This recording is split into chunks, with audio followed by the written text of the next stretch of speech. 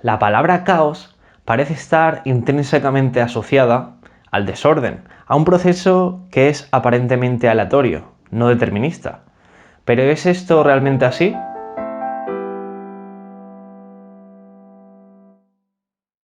El siglo XVII fue una época repleta de visionarios que introdujeron forma, orden, estructura a los misterios del universo.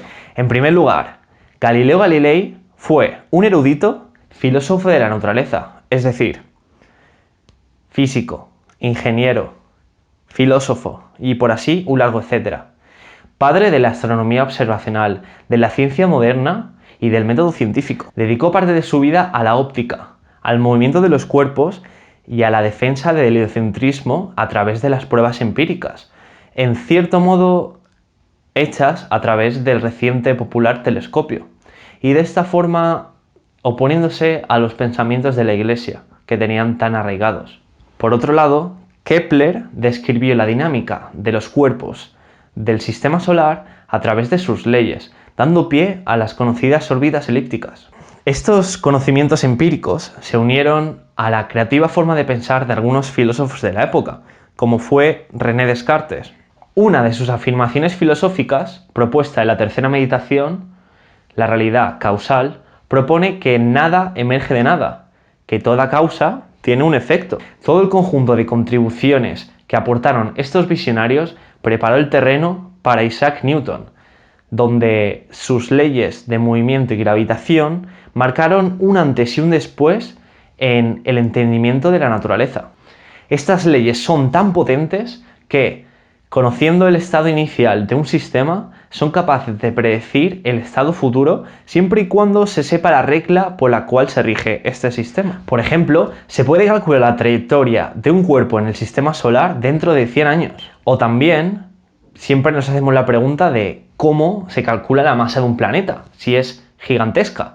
Pues realmente se pueden obtener de forma indirecta a través de las leyes de Newton. De esta forma, demostró que tanto la caída de una piedra como el movimiento de un astro tan grande como un planeta se rigen por la misma ley fundamental. Su teoría era tan sublime que formó el marco científico dominante en los siglos posteriores. De hecho, se creía firmemente que todo proceso físico podía ser evaluado a través de estas leyes. Simplemente ponemos la condición inicial, dejamos actuar a la maquinaria matemática y de esta forma obtenemos el estado futuro.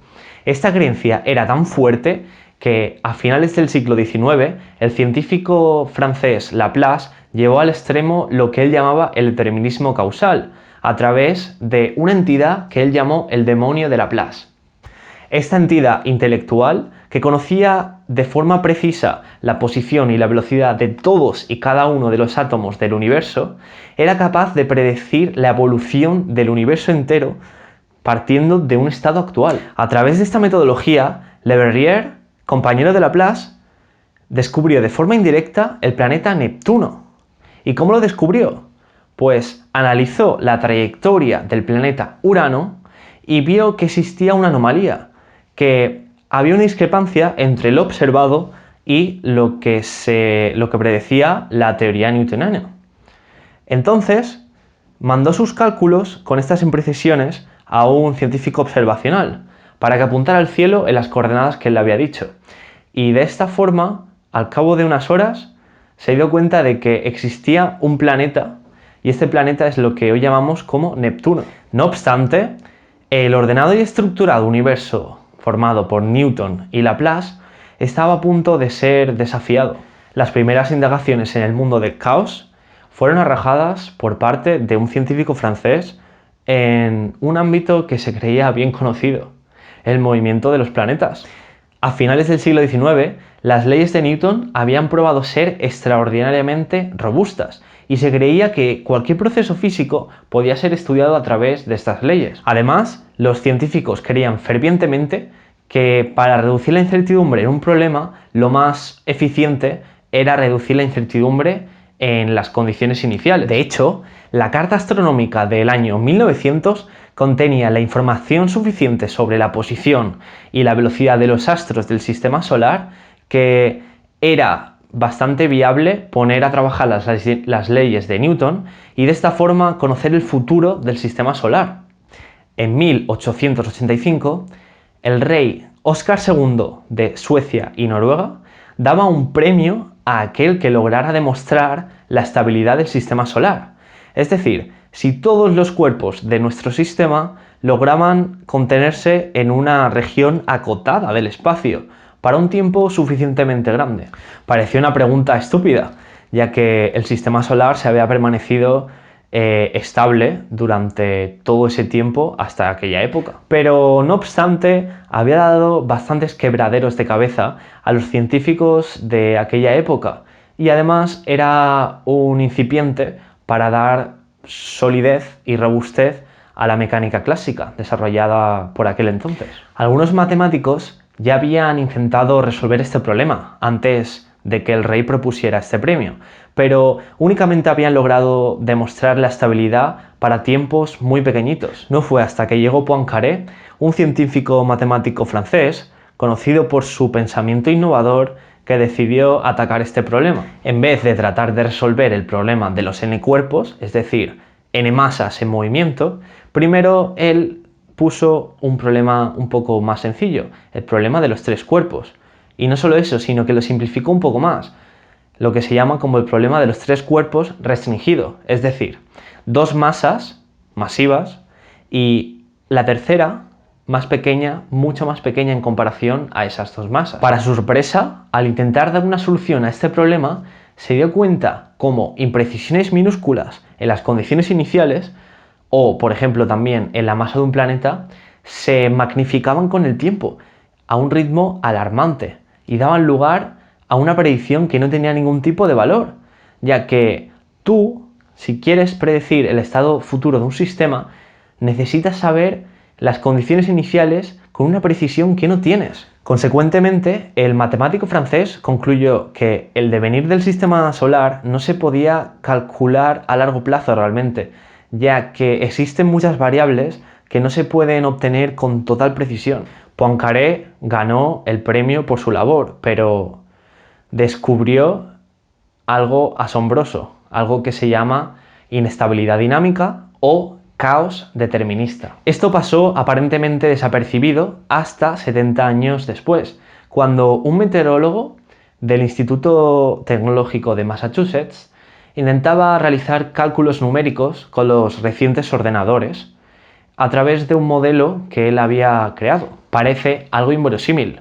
En 1960, NASA ya había lanzado el primer humano en órbita, mientras que los meteorólogos no eran capaces de generar buenas predicciones. Solo hace falta remontarse 2 años más adelante, cuando en 1962 en Estados Unidos se produjeron 2 tormentas devastadoras que pillaron a este país con la guardia baja. Muchos científicos creían firmemente que el avance de los ordenadores y por lo tanto de los cálculos numéricos era fundamental para evitar este tipo de catástrofes. Lorentz era un matemático y meteorólogo a quien le encantaba estudiar el tiempo. De hecho, gracias al aumento del procesamiento de las máquinas en aquella época, Lorentz pudo realizar un modelo de 12 ecuaciones con el cual podía hacer predicciones realistas. Sí, porque realmente antes de esa época ya existían muchos modelos meteorólogos, y que constituían otros fenómenos físicos, pero el problema era que el tiempo que tú tardabas para poder predecir algo en un estado futuro era mayor al propio tiempo en el que se daba ese estado futuro, y por lo tanto suena paradójico, pero era así. En un día particular de 1961, Lorentz quiso reexaminar una secuencia de datos que le arrojaba el modelo a través de los cálculos. En un particular día de 1961, Lorentz quiso reexaminar una secuencia de datos que le arrojó el modelo. Y para ello, en vez de empezar desde el inicio, lo que decidió fue empezar desde la mitad de la secuencia, para ahorrar tiempo, básicamente. Y básicamente lo que hizo fue mirar a las distintas impresiones para diferentes tiempos, escogió una a la mitad, escogió los datos que le arrojaba el ordenador y los puso como condiciones iniciales en ese instante de tiempo. Y básicamente dejó correr la máquina hasta el mismo estado. Lo que sucedió fue asombroso, ya que realmente el estado futuro a partir de esa nueva predicción no se correspondía con el que había calculado antes. Al principio pensó que el armatoste que tenía como máquina en su cuarto era defectuoso, pero luego se dio cuenta de que él había introducido como condición inicial un número de 3 dígitos, que era lo que le daba las impresiones. Pero realmente la máquina era capaz de calcular 6 dígitos. Esta minúscula no correspondencia entre 3 decimales era lo que le magnificó y le generó unos resultados totalmente diferentes. Lorentz había descubierto una característica fundamental del caos, una alta sensibilidad a las condiciones iniciales. Esta cualidad quiso remarcarla a través de la idea de que el aleteo de un insecto en un lugar de nuestro planeta es capaz de generar un huracán en la antípoda. Esto frustraba bastante a los científicos, ya que tenían la idea arraigada de que pequeños cambios en las condiciones iniciales generaban pequeñas perturbaciones en el comportamiento del sistema. Pero básicamente el rasgo fundamental por el que surgían estas características era por la no linealidad de las ecuaciones. Este tipo de ecuaciones es muy difícil de resolver, pero exhiben un comportamiento muy variado y que logra reproducir muchos fenómenos físicos reales. Lorentz pudo haberse quedado satisfecho con los resultados de su experimento computacional, pero sospechaba que había algo más profundo. Lo que quería hacer era obtener un modelo sencillo, lo más sencillo posible, que lograra obtener el fenómeno de caos. Este fenómeno lo capturó en un modelo no lineal con 3 únicas ecuaciones para estudiar la convección, que es un fenómeno que se da, por ejemplo, en una taza de café caliente o en una caja donde se contiene un gas que en la base se está calentando. Resulta que, pese a la aparente simpleza de las ecuaciones, este sistema alberga un comportamiento muy complicado. Si se grafican las 3 variables del sistema, se obtiene lo que se conoce como el atractor de Lorentz, que es el ejemplo paradigmático de un atractor extraño. Un atractor es una región del espacio en la cual un sistema dinámico tiende a estabilizarse. Pero un atractor extraño es extraño por sí mismo porque cualquier punto con el que se parta como condición inicial tiende a estabilizarse en esta región acotada, pero nunca va a pasar por el mismo punto, o sea que genera una órbita no periódica. Además, 2 condiciones iniciales que partan muy cercanas van a divergir con el tiempo, o lo que es lo mismo, se va a producir una alta sensibilidad a las condiciones iniciales, lo que se llama como caos determinista. El atractor de Lorentz es poético, combina la incertidumbre de no saber exactamente en qué estado se va a encontrar el sistema con un orden implícito, debido precisamente al misterioso atractor. El trabajo de Lorentz, publicado en 1963, revolucionó a la comunidad científica, dando peso a estos fenómenos en la frontera de la ciencia, donde el indeterminismo es el protagonista y no el determinismo. Pareciera que esto acaba aquí, pero existen otros sistemas en otros campos donde se generan también fenómenos muy interesantes. Por ejemplo, el sistema de cómo cambia la población animal con el tiempo. Robert May fue un biólogo muy reconocido que estudiaba su mundo a través de modelos matemáticos y que dio una fórmula, lo que se llama como la ecuación logística discreta, que lograba reproducir ciertos patrones del mundo animal de una forma suficientemente buena y que además era extremadamente sencilla. Sin embargo, lograba albergar en su interior un misterioso mundo caótico que veremos en un próximo vídeo.